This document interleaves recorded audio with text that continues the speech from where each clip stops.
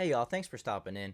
It's become commonly accepted that Nancy Pelosi and other people in Congress never fail with their stock market picks, right? This is complete bullcrap.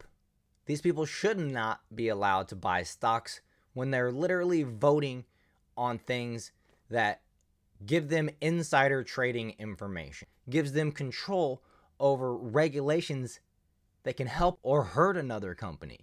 And these people know ahead of time how votes are going to go so they can buy the stock accordingly. It never seemed to fail.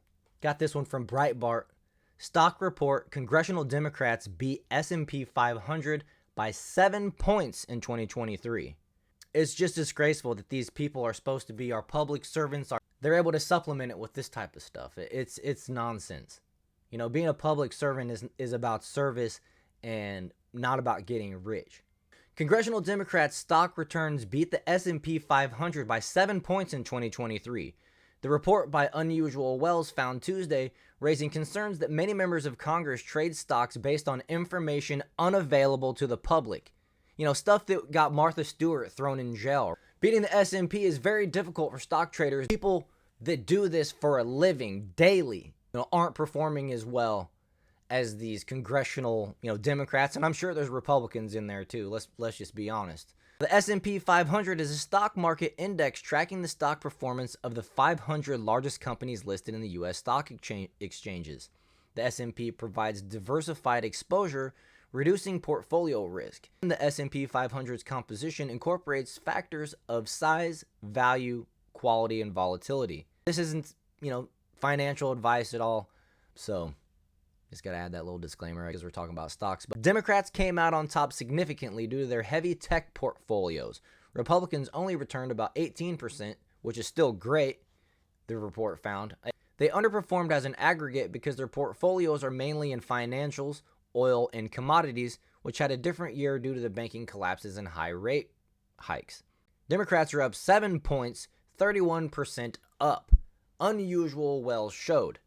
Republicans did not beat the S&P, falling short by 6 points, 16% up. A little graph here showing that blue is the Democrats, red is the Republicans. The report calculated the returns of the members whose portfolios performed the best. Among them are Rep. Nancy Pelosi, of course, Senator Susan Collins, Rep. Dan Crenshaw, and Senator Mitch McConnell. See, you got Republicans and Democrats in here. Brian Higgins, a Democrat from New York, who represents the Buffalo area. He was first elected in 2005 and sits on the House committees on the Budget and Ways and Means. Oh yeah, so definitely makes sense for this guy to play stock market, right? I wonder. And there he is at the top. He's nearly doubled. His gains apparently nearly doubled second place. I mean, look, this is not good. This is an example of how high-level Democrats and high-level Republicans are self-serving and not good public servants at all. I hope the people in these states and counties see these numbers and vote these people out, honestly. We need people that are interested in making a better world for our children and grandchildren, a better America, than folks that are interested in making a better future for their own families. That's something you can do from a different position, not an elected one. When you're elected, you serve, you represent more than just your family. And it should be expected that, and it's a fair expectation that take precedent.